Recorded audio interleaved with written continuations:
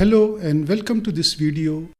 I am Karnesh Johri and this video is about data types and declarations in C++. Data is the most important part in a program. In this video, we look at data types, how to declare data elements, initialization, and literals. We'll also look at scope and lifetime of variables. So let's get started with data types and declarations in C++. The basic difference between computers and other machines is that we use a language to operate computers. But we are not talking about programming languages or the shell. Here, we are talking about the characters that are input, processed, and output by a computer. So what is the character set that is or can be processed by a computer? The basic character set is ASCII, which is American Standard Code for Information Interchange. This was published as USAS X 3.4 1968 and later on renamed as ANSI 3.4 1968. The ISO standard is ISO 646 1983. So what is ASCII? We can run the ASCII command and we can see that ASCII is a 7-bit character encoding and it has 2 to the power 7, that is 128 code points 0 through 127. There are control character code points 0 to 31, then punctuation characters 32 to 47, and then the digits 48, which is character 0 to 57, character 9. And then once again punctuation or special characters 58 to 64. Then there are uppercase English characters 65, which is uppercase A, to 90, which is uppercase Z, and then 91 to 96, again special characters. Then we have lowercase characters code point 97, which is lowercase a, to 122 lowercase z. And then 123 to 126 are again special characters. And finally 127 is del, a control character. So this is ASCII, the basic character set, and is used for storing characters in an 8-bit char type. Now ASCII uses only 7 bits and there have been attempts to make extended ASCII using all the 8 bits in a byte for encoding characters outside the English alphabet. But these attempts have not yielded any standard encoding and it is sort of non-standard. But the work to encode characters from other languages has continued and we have the Unicode standard covering symbols from almost all languages in the world. Unicode defines around 154,998 characters of various scripts, and it is capable of encoding more than 1.1 million characters. Now, how to convert the code points into bytes which can be stored or transferred over the network? This is done using the Unicode transformation format UTF, and there are 3 schemes: UTF-8, UTF-16 and UTF-32. UTF-8 uses 1 to 4 bytes per character and the first 128 characters are the same as those in ASCII. And also UTF-8 uses 1 byte for these 128 characters and also the same binary value for the code points as in ASCII. So UTF-8 is backward compatible with ASCII and is the most popular among the 3 schemes. UTF-16 uses 2 or 4 bytes per character and UTF-32 uses a fixed length 4-byte format for each character. To sum up, by default, we work with the ASCII character set, but there are provisions to use characters from languages other than English using one of the UTF schemes. A token is the smallest unit of a program. If we think of a program as a building, a token is a brick. It is the smallest sequence of characters recognized as a unit of a program by the compiler. Tokens are reserved words, user-defined identifiers or names for variables and functions, constant literals like 7, 3e10, 0777, 0x, 1f, etc. Operators like plus, minus, star, slash. Punctuation symbols like semicolon, braces, square brackets, parentheses. Then we have the reserved words. Each of these words are kind of standard, etched in stone. They have to be used as they are, that is the same spelling and same case. Each of these keywords have a specific meaning, and together with user-defined names and other symbols, they make C++ statements. You don't need to remember all of them all the time, but you get more familiar as you get more experience and they become a part of your vocabulary. And the names. Names are programmer-defined identifiers for variables and functions. A name is a sequence of letters and digits. It should start with a letter. The underscore character is considered a letter. There is no restriction on the length of a name as per C++, but the linkers can't handle arbitrary long names, so it is better to keep names to a reasonable length. Some of the examples of names are item underscore number, part number, employee underscore record, x1, p2, get user input, but the following are not valid names like 417 underscore x, employee space name, try is a reserved word so it can't be a name, my.name, 444, semicolon. All names are case sensitive. Names often comprise of multiple words, so how to concatenate words so that the resulting name is readable? There are multiple conventions. The first is a snake case. Here the identifier is in the lower case and the words are joined together using underscore. This is really C style of programming and in C++ mostly used for names of constants like days underscore in underscore week. Then there is Pascal case. The first character of each word is in uppercase and there is no underscore. The words are simply concatenated. For example, employee record. This convention is mostly used for names of classes, structures and enums. For example, employee record. Next is a camel case. This is same as the Pascal case except that the first character is lowercase. This is used for variable and function names in C++. For example, new employee. And we have the screaming snake case where all letters are in uppercase and the words are joined with underscore. It is mostly used for constants and macros. For example, max underscore elements. Data types. The basic data types are Boolean, that is bool for holding Boolean values. Character types like char, wchar t. These are for storing characters. Integer types like int, long for integer values. Floating point types like double, log double for storing floating point values. And there is void type, which is for indicating non-availability of type information. These are the basic data types. Then there are three types which use declarative operators like star, square brackets, ampersand on the above types. These are pointer types like int star, array types, for example double, square brackets, reference types like int, ampersand. Boolean character and integer together are known as integral types.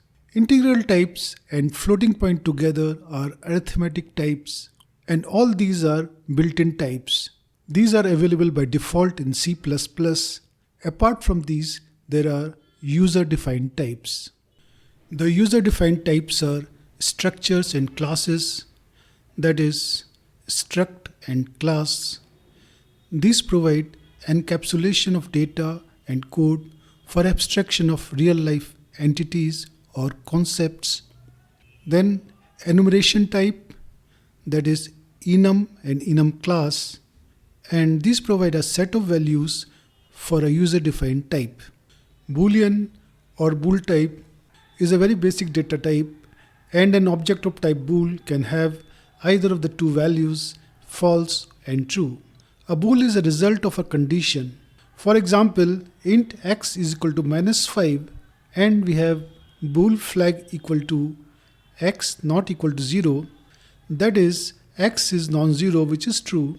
Predicates are expressions which evaluate to false or true.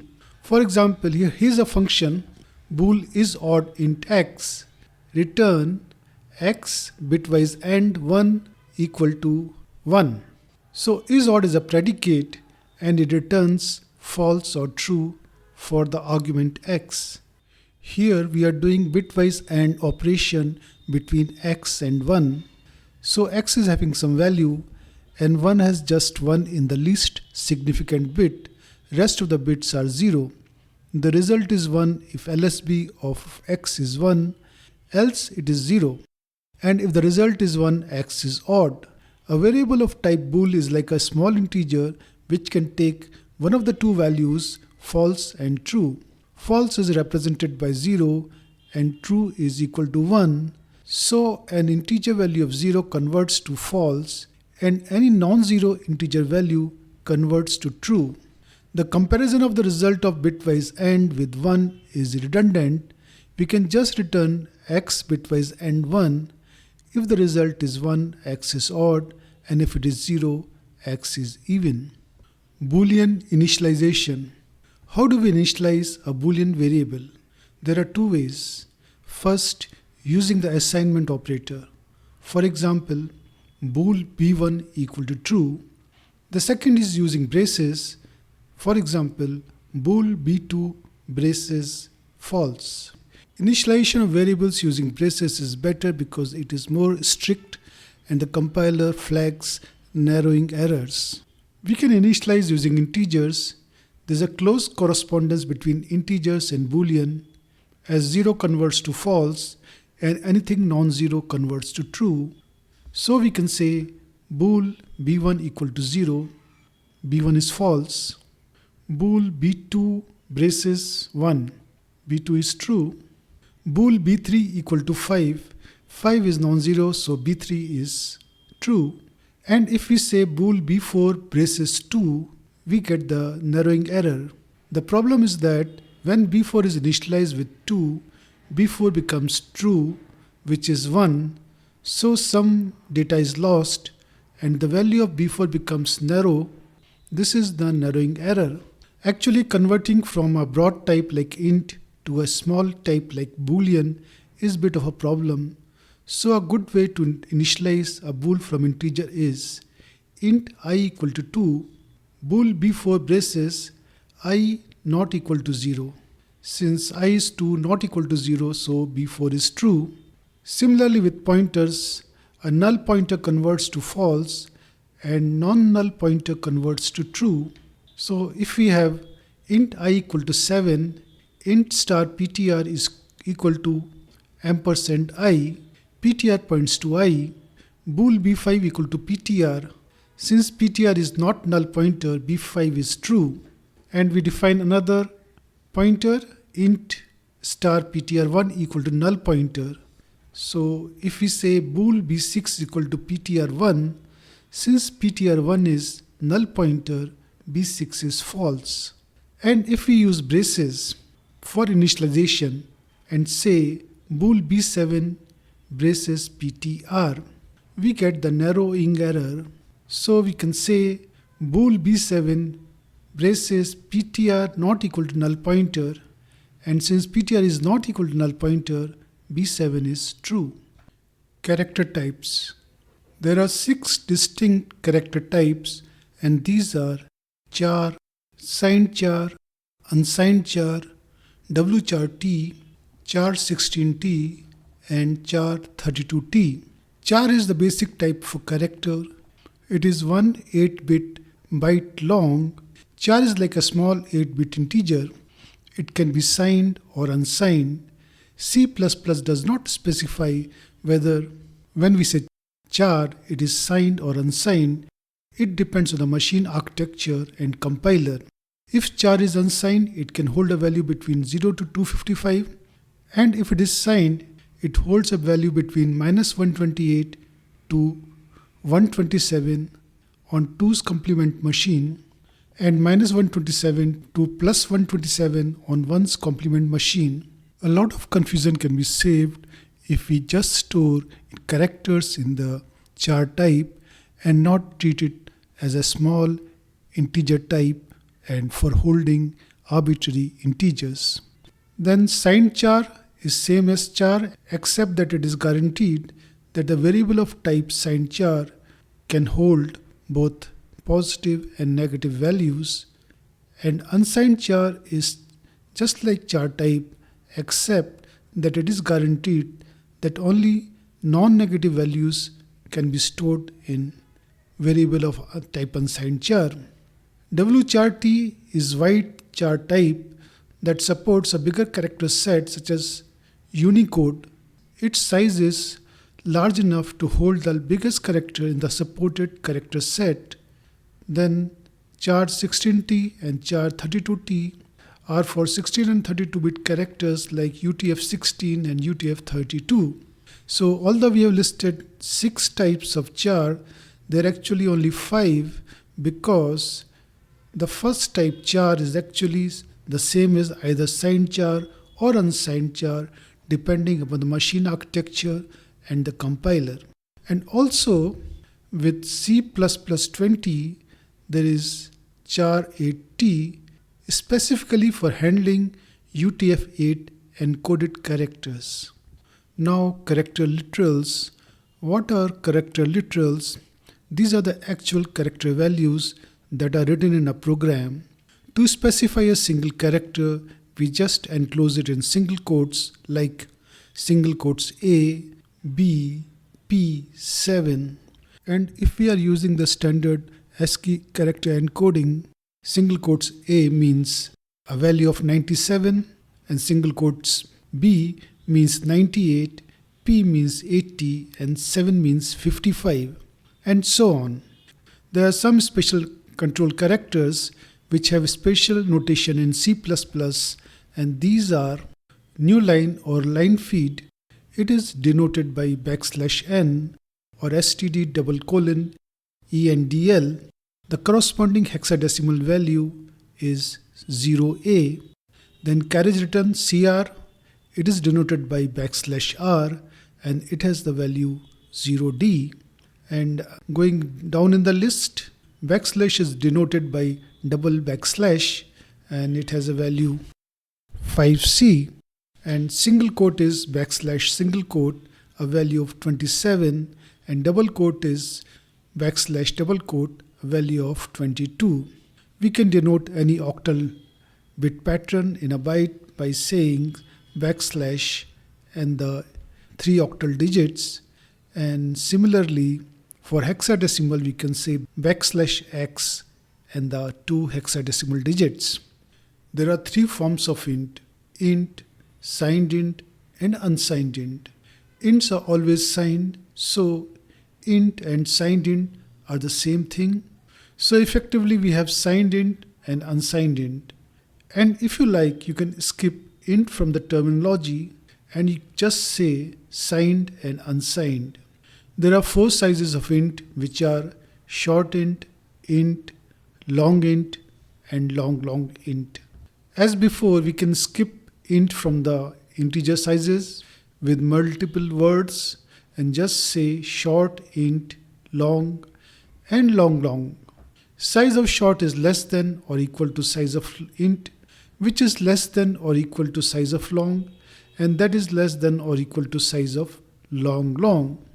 Since the relational operator between the sizes of different size of integers is less than or equal to, there might be less than 4 distinct sizes of integers. Maybe long and long are equal. It depends on the implementation. Integer literals are integer values that are hard-coded in a program. Integers are written in 3 number systems: decimal, octal, and hexadecimal. If a number starts with 0 and the next character is not x, it is an octal number. Hexadecimal numbers start with 0x. In case of hexadecimal, x can be in either case. It can be lowercase or uppercase, and similarly the hexadecimal digits can also be in either case. If a number does not start with 0 or 0x and has only digits 0 to 9, it is a decimal number.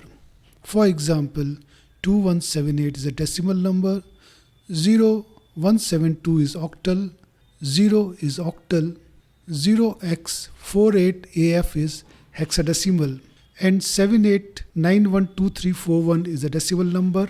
A number like 0178 will result in a compilation error because 8 is not an octal digit. Also, we have suffixes like U for unsigned, L for long, and LL for long. The compiler uses the suffix and the literal value to determine the type of the literal. For example, an integer like 0x7f ULL is considered unsigned long, and since we are specifying ULL as suffix, the literal 0x7f ULL will be unsigned long on all machines. So suffixes make the code portable across different architectures. Floating point types. The floating point types are for representing real numbers. Real numbers have fractions, and these fractions can have infinite precision. For example, consider irrational numbers like pi, √2, recurring decimals like 0.3333. These require infinite precision for accurately representing in the computer. In general, real numbers require precision, and floating point types in the order of increasing precision are float, double, and long double. The double type is mostly used for floating point operations.